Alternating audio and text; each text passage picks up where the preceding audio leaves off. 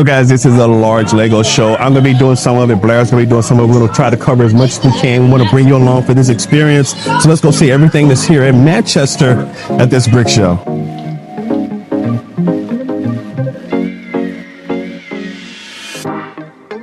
Manchester is truly an impressive Lego show. It represents a builder's paradise. There's so many wonderful MOCs here, and I just can't wait to show it all to you.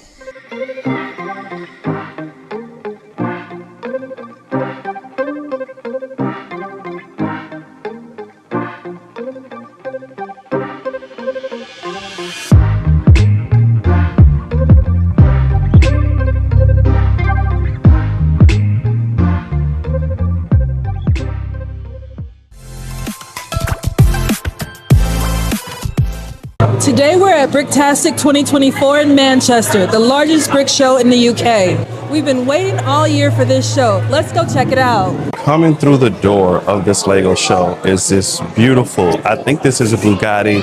It is what is almost a life-size replica of a fantastic car.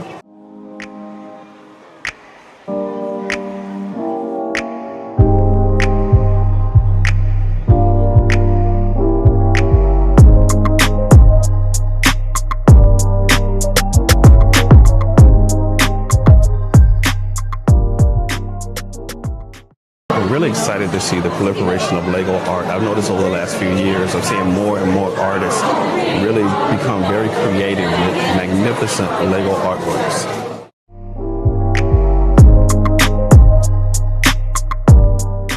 And some of these artworks are really nice because they have a three-dimensional aspect and not flat. Some of them are just dots. That one. Do you like this one, Blakely? Dots, and that's really beautiful. But others are three-dimensional. They kind of stand out from the canvas. It's really impressive.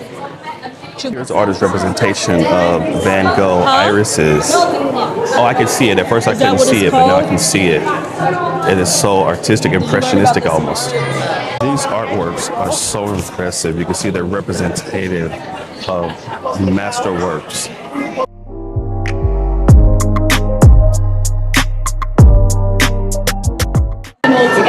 That is a really cool pirate, as well as a Stitch from Lilo and Stitch.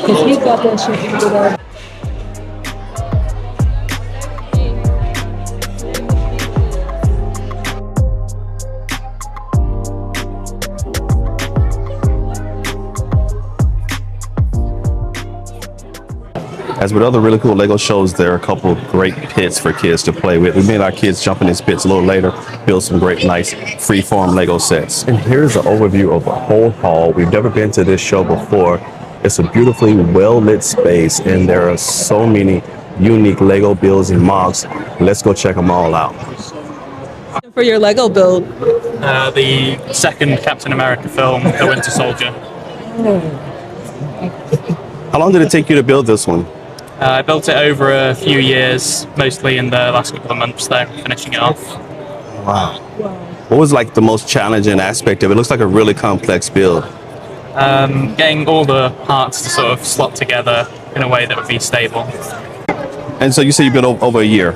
So it took about a year to build? I built it on and off over a few years. A few years. I was inspired a few years ago, but I never really had the parts for it.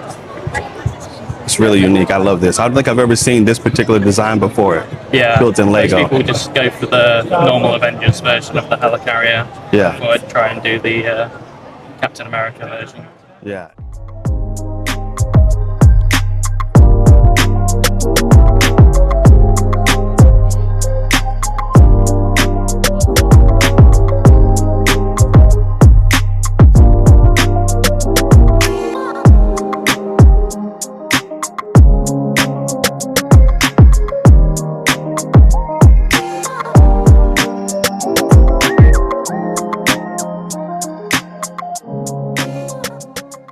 So here is a nice mini city. I love to see Lego building out cityscapes in mini scale.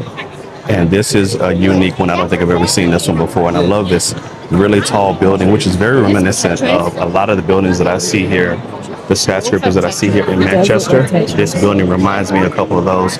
So this may actually be a bit of a Manchester city scene. And I'm just a little unfamiliar with it. But either way, it looks really good.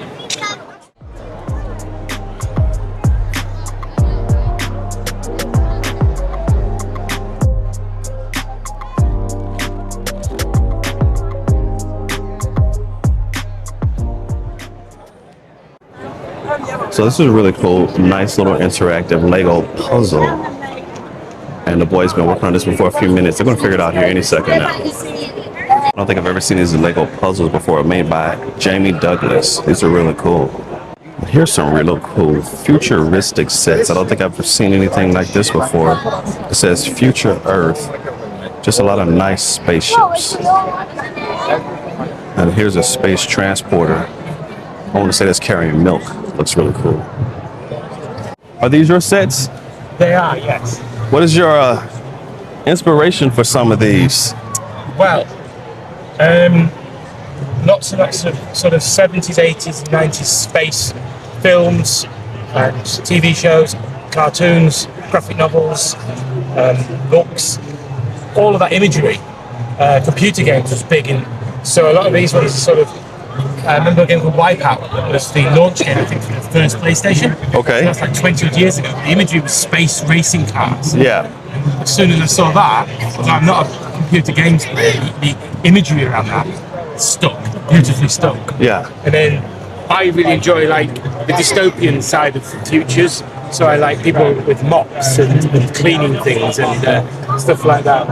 And also the fantastical, you can do whatever you want kind of side of things. It's my universe. I created it. I can put whatever I want into it. And people say, why is this thing in your universe? Why is there dinosaurs? Because it's my universe. I did see dinosaurs in space right here. Yeah, exactly. Yeah. So this isn't really spacey space as such. This is kind of the future of Earth.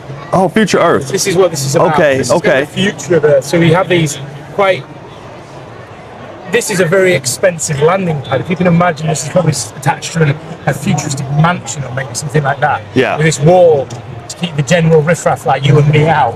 And then the other side of that is these beautiful sparkly spaceships. So they just fly around, and this is the sort of the big Mercedes or Bentleys of the future. Of the future, guarded by all of these guys, and then there's just their pet dinosaurs are just roaming around the gardens. You know what I mean? Yes. It's this crazy, insane future. And then you've got this really workday thing going on, the real, shipping things, moving things, repairing things, cleaning things, which is what everybody has to do to earn a living, which is just the same as today, really. Yes. And I'm setting it in a sort of more futuristic setting. And then laboratories full of strange creatures, spaceships that have fire coming out of every orifice, because I can. Because you can. Because I can. Yes. And I like to use difficult parts that have got notoriously bad press. So this is the Rock Raiders cockpit canopy. It's a horrible part of Lego, but it's an amazing fence. For a fence, yes. The way it wiggles gives me a lot of joy. I follow it along and it just gives me a lot of joy. And these fin parts, this is one of my favourite parts. They only ever made those in one set. That's a Jack Stone set, and they only ever have that printing on them. I would kill for them in different colours. That's such a beautiful part. Yes. But that's the only way it comes. So wanting to use that, the great big wing on the yellow, which is the airplane wing. It's a horrible, ugly part in its own right. When you set it into the right setting, it becomes a brilliantly wonderful thing. But the ship's got to be big because it's a big thing. It's a big piece, It has to almost be lost. You've almost got to recognise it and go, oh, that's one piece of Lego. The yellow buttress bits here are the underneath of Fabuland roof. And all my lights just come from the pound shop. Yeah. So they're built in to those. That gives such a wonderful effect. They look really industrial. They have that real stripped back industrial. Yeah, they do. They do. The wings on the red ship are the tails from the Lego City aircraft. But I think they look amazing as little wings. They've got a beautiful curved form to them. And I really wanted to do something with them. I'm really pleased the way that came out. Yeah. That's very Jerry Anderson. That's very 1960s. Yeah, I think that one. Yeah, I'm thinking a little bit of Buck Rogers. Yeah. So this one's very much as well, sort of Fifth Element. Yeah, Fifth Element, Future Taxi. Yeah, it's a little bit shaped like from the Bird 4. So it's got that kind of a bit of this, a bit of that. These are definitely sort of Wipeout style things. This is a little bit. Someone said this is a little bit Halo-esque. I can see that. The canopy or there. Galactica maybe, or that kind of thing. This is probably one of my oldest ships. This is about 7 years old. Okay. And it's undertaken many changes. As Lego make the part, make the right colour, make the right shape, it's merging and merging. It's becoming. Yeah. It's going to be more changes to it over the sort of coming few months, because there's more new parts that will make it just a little bit more how I really want it to look. Right. And then I love Star Wars. Yes. I don't like Star Wars Lego sets. So you made your own. That's why I made my own. I set it in my own part of the Star Wars universe, and I make my own.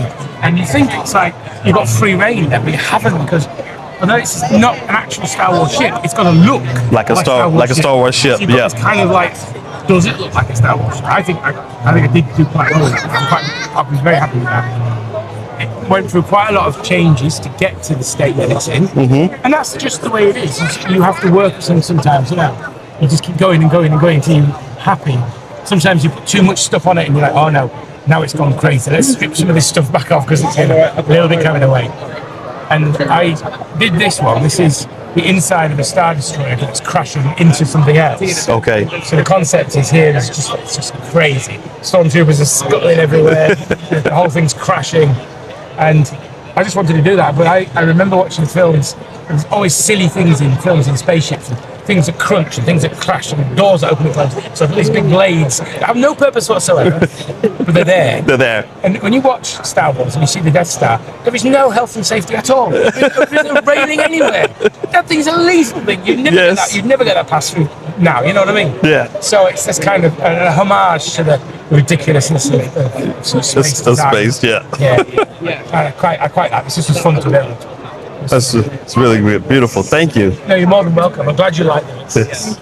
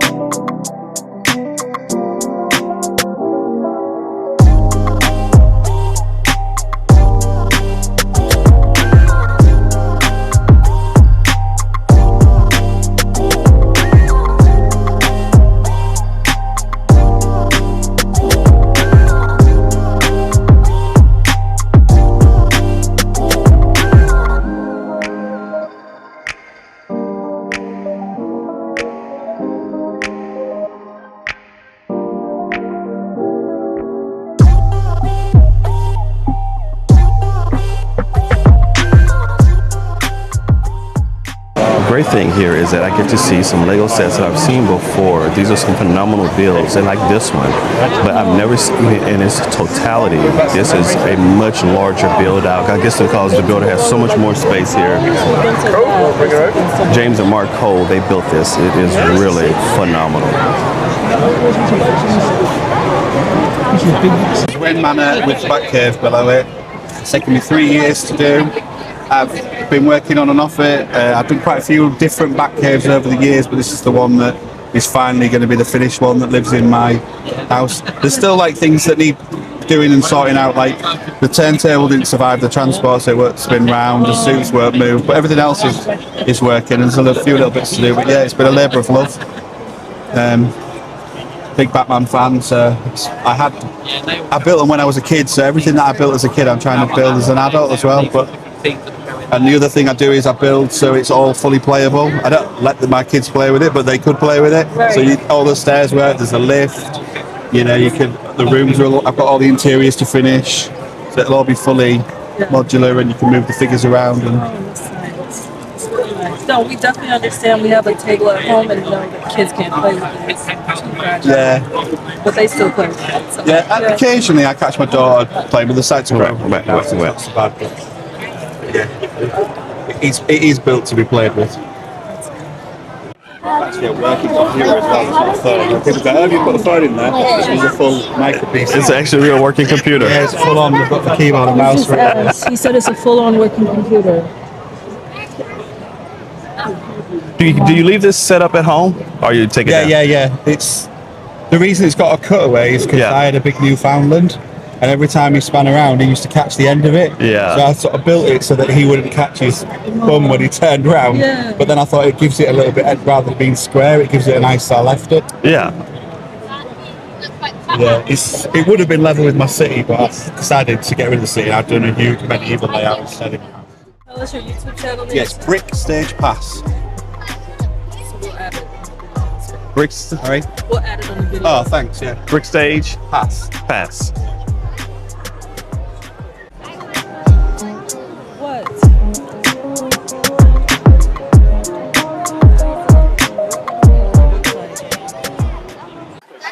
Here's a really phenomenal Jurassic World. It is so impressive. I've seen this before, but never at this scale. They've added all the pieces, it's all here, and to include a winter wonderland, which I don't know how those cold-blooded dinosaurs are like all this cold, but it is really beautiful. Such a massive and unique Lego build. Well, there's meant to be the Mosasaurus spider. And here's a nice medieval world. It's nice and scaled down, and I love the way they packed everything in. You have the castle in the background, but you have the sheep and the lower village down below. With nice design on the grid, on the buildings. It's really impressive.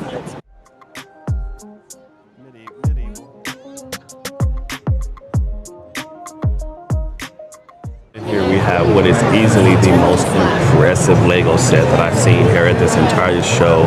A futuristic, kind of a space punk type cityscape. I've seen some things similar to this in the US. I've never seen it here in the UK. This is so impressive. I love the attention to detail each level. Move.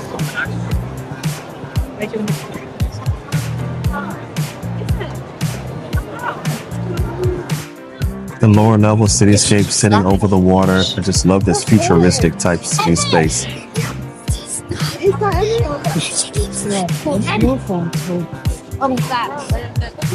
Oh, can I go to the?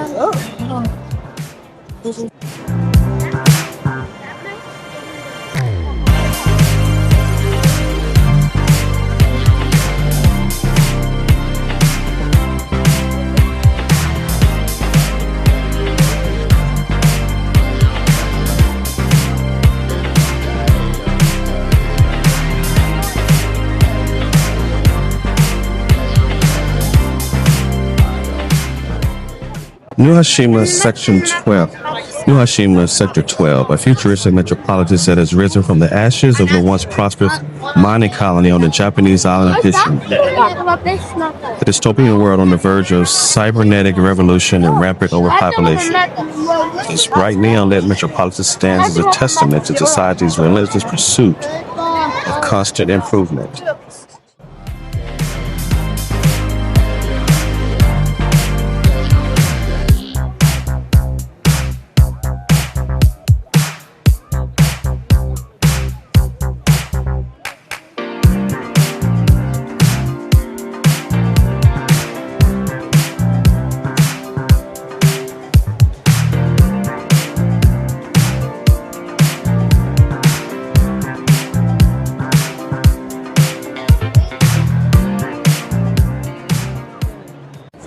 This is really nice. A lot of flags. I even see a NATO flag here, US flag, Chinese flag, flags of the world. Wow, and this is a full life-size alien. It's so large and really detailed, using a lot of black Lego bricks and a lot of representative pieces. It is somewhat scary in its accurateness. And I presume this is a scene from the movie Aliens, because it is directly behind the very large alien, and it's kind of a space station. It's like a space mining station, really big, really blocky, slightly Star Wars because of all of the gray. There's the inside of that space station where you have the aliens from the movie. There are actually some moving pieces in this. There's a fan blowing. There's a lot of black in there, so it's kind of hard to make out a lot of the detail. But this is such an impressive Lego build. So this is such a magnificently large Lego show. We're trying to see everything in here, guys, but it is hard to see it all. There's just so much. When they say that this is the largest show in the UK, they mean it. This is the largest Lego show in the UK. So we've been here several hours. We're going to spend a bit more time trying to get in more interviews and talk to more Lego builders and see more of these great MOCs. I'm excited, but we just have to keep pressing on. So let's go.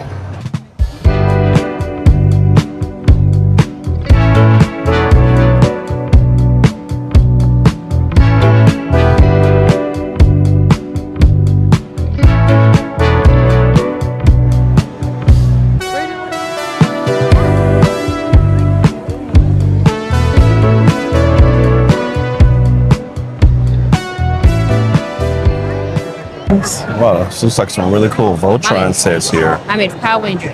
Voltron. No, it's Voltron. Voltron. These are nice. It's old school. Still Voltron. Look at the face. I've actually seen this set before, or a version of it, but not with the glow and dark elements of it highlighted. So with that element aspect added to it, it looks like an entirely different Lego build. This looks like a automated kind of racer set here for Lego. This is really different and unique. Now this is the most tree-ish tree I think I've ever seen built off of a Lego model. There's so many branches on here set in those fall colorations, but I love the way they stacked so many leaves on this one tree.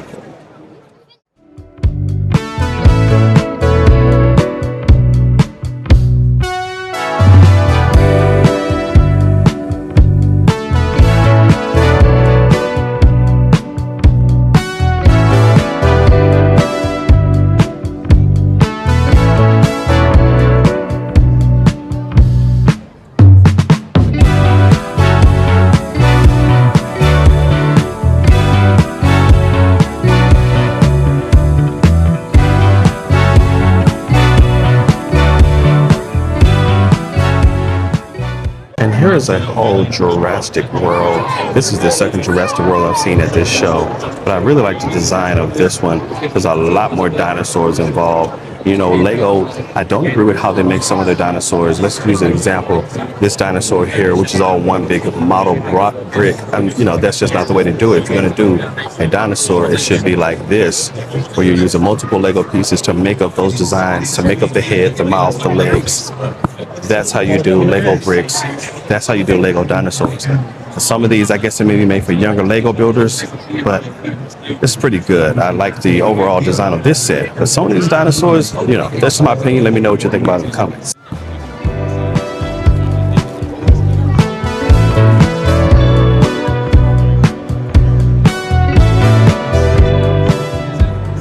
Here's another Jurassic World build.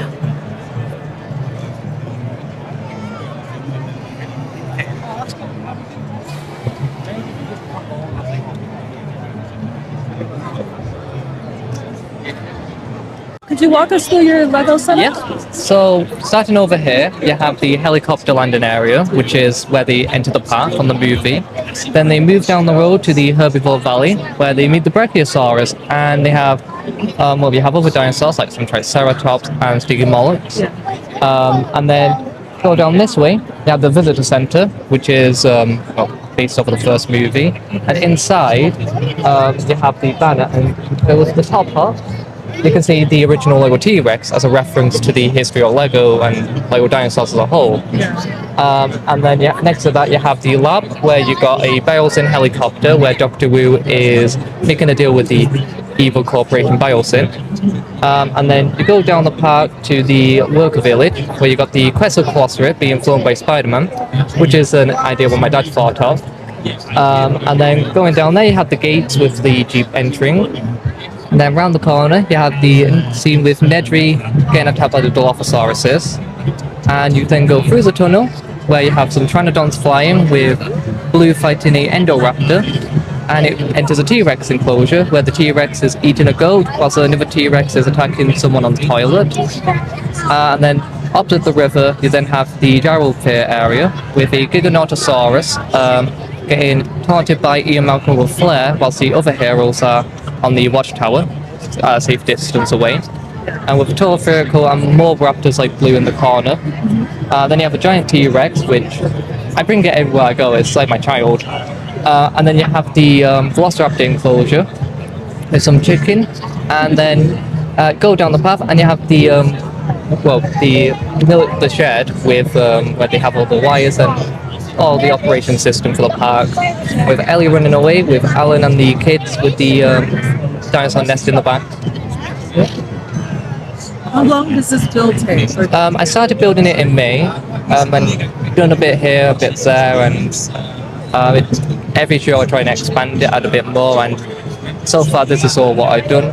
I'm hoping to add the aviary to the mountain, and then improve the corner behind the gate a bit. What made you even start this? Well, I did my first show at the beginning of May, and I just brought a few Jurassic Park sets, and it's my favourite movie of all time, and a lot of kids love the Jurassic Park stuff I brought with me, and just that inspiration of people enjoying that, and I thought the idea of making the T-Rex enclosure big, so I decided to build the scene a lot larger, and people loved it, and then I just decided to connect the parts together and just build a big part, and it just spiraled out of control, but in a good way. So. Yeah. Did you build this other section as well? No, someone else built that. Okay. I don't know who built it. So. No, that's fine. I just thought, I didn't know if it was connected at all or not. It's a different theme, so I was just wondering. Oh, yeah. Thank you. Yeah, well. Is there any more that you want to add to this? You want to do more? Or is it... Well, I'm going to keep on expanding it, so I'm going to add on, try and add some more parts in the corner here. Okay. I'm going to tidy up some areas, like add on the aviary and fix a corner. Yeah. And then hopefully maybe add on some other parts from Jurassic World to sort of give a bit more mixture, like the Indominus Rex enclosure, but that will be further down the lines. Yeah. So, Thank you. yeah, you're welcome. And if you go all out with Technic, this is what you end up with. Chaos. Mass lorries and 18-wheelers. One of the great things about going there is that we're going to go to Lego to get an opportunity to get some exclusive sets while you're there. Lego in green, I guess a green Eiffel Tower here is very unique. And kind of keeping the same thing, using just one type of brick, it appears, but different shades. It's a Lego pirate ship. Looks like it's made all with one type of Lego brick. It's very unique. It's a Lego Dragon Bonus Treasure. I don't think I've ever seen this before. I love this design. The dragon looks like a mock, and the treasure looks very expensive. Hey. Oh, so this is a bigger, much bigger model than I remember Lego has, right? So Lego don't have a standard Johnny 5 model. This is from a site called Rebrickable. And so the design is not my design. I just built the set. But it's made out of a Technic's Libre set. And it's controlled via the Lego Powered Up app. So when I press the button like that, yeah. So, wow. I really like it. How hard was it to program? So I'd say actually that was the most difficult part, because at the time I built this, the instructions hadn't been updated. Okay. Lego had updated the interface, but the instructions were on like an older version. But yeah, it's all designed to be drag and drop. Okay. So you can work it out once you understand what the various blocks do and stuff. And how long did it take you, I guess, to build it? So about 2.5 weeks. 2.5 weeks? That's it? I didn't design it, so I just built it. Okay. But yeah, a lot of thought went into the actual design of it. And as I say, it's made from a Lego Technic set, and the leftover bits made Johnny 2.5. I'm a bit scared of this place. And so what all pieces move on it? So he actually has 2 control centers, here and here. Okay. Linked to the iPad on Bluetooth. Okay. And 6 separate motors. So I can make him stand up, stand down. I can adjust his head angle. I can make him look left and right. And control his arms. And then finally, the tracks move as well. So. Oh, that's really impressive. But you need like 6 hands to do all of that. Yeah. And then the icing on the cake, I just got like a little soundboard on here with a Bluetooth speaker and. Hey, laser lips! Your mama was a snowblower. Just to add a bit of nostalgia. Yeah, that's good. So it's really nice. Thank you. You're welcome. Thank you. Oh, this is a phenomenal Star Wars scene, fighting over the lava, the lights, the colors. This is so impressive and wonderfully built. Here's an homage to the London 2012 Olympics. This is such a unique throwback representative of what was a great time here in the UK.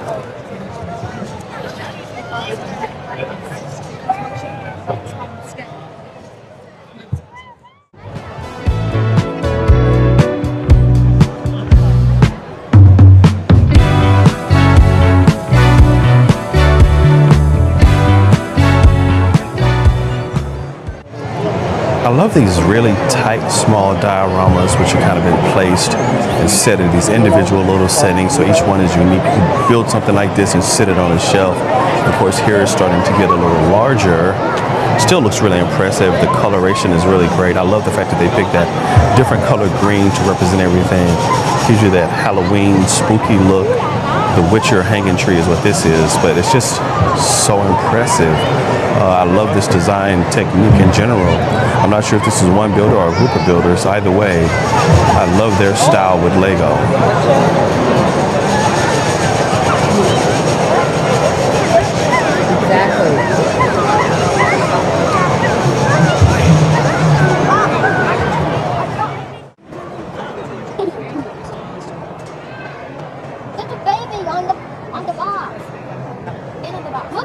Here's a very unique design style. I love the coloration and the addition of the frogs. And then look at this spaceship, guys. I love that teal and yellow. I don't think I've ever seen anything quite like it. The designs are so unique. Exactly.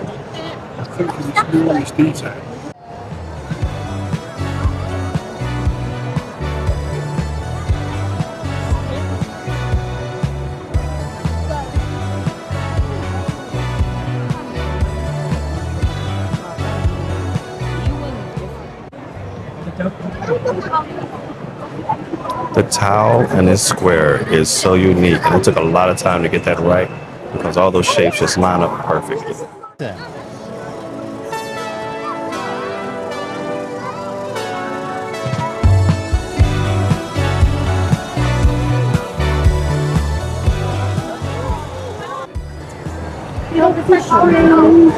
It's a very, very tall building, but it's really impressive.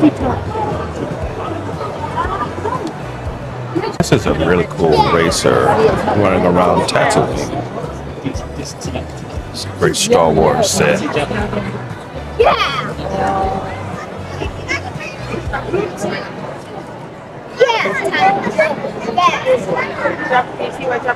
Wow, and this Lego art just keeps getting better and better. These actually looks like just pictures of people. And I love the coloration, the detail.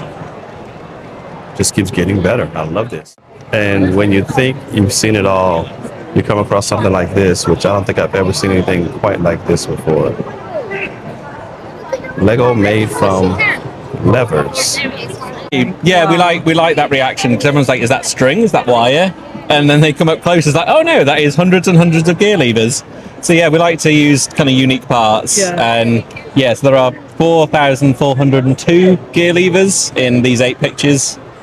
I don't know anyone else doing this at the moment. Kind of took inspiration from kind of different art forms, but yeah. So how long does it take you to do each one? So the way that we do them is we'll find a reference image that we like the look of, then we'll draw a 3x3 grid over the reference image, and then we'll draw a 3x3 on a 48x48 base plate using the gear levers.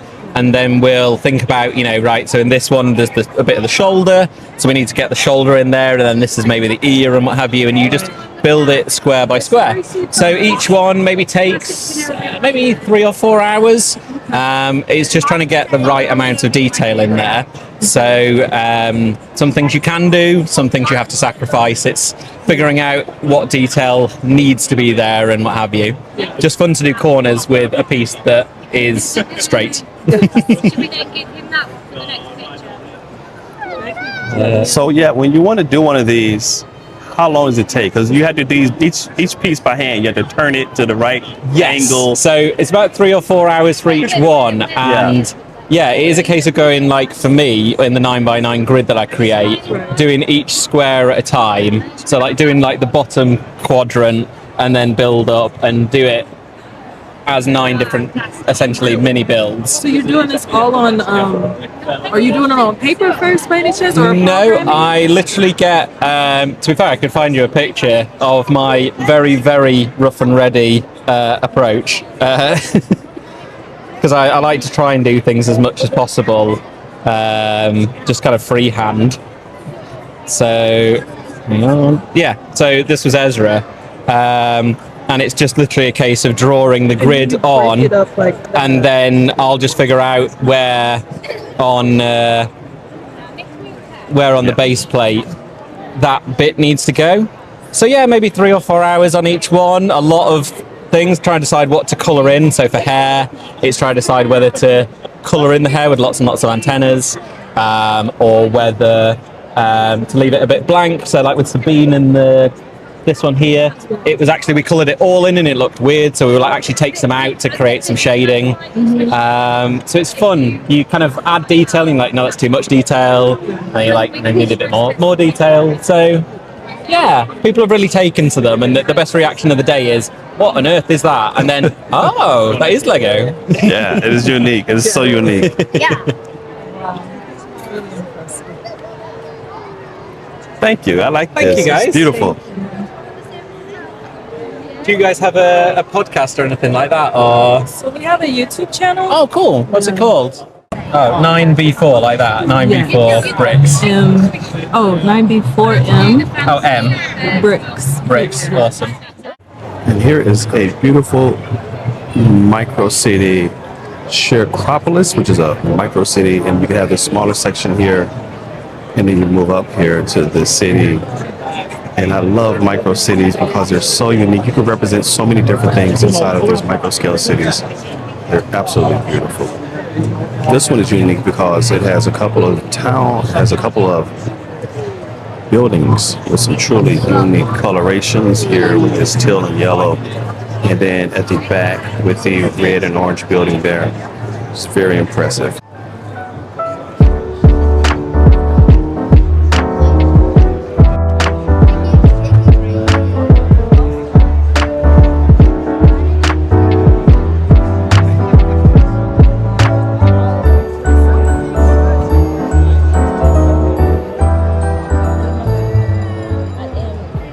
So AT-AT seems to be the theme of this Lego show because they're all over the place, repeated everywhere. And this is really unique. It appears to be all of the Disney princesses in a parade.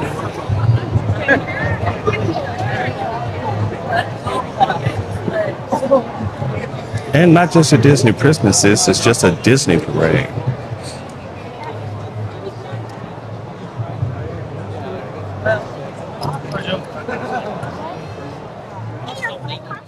We had a water fun.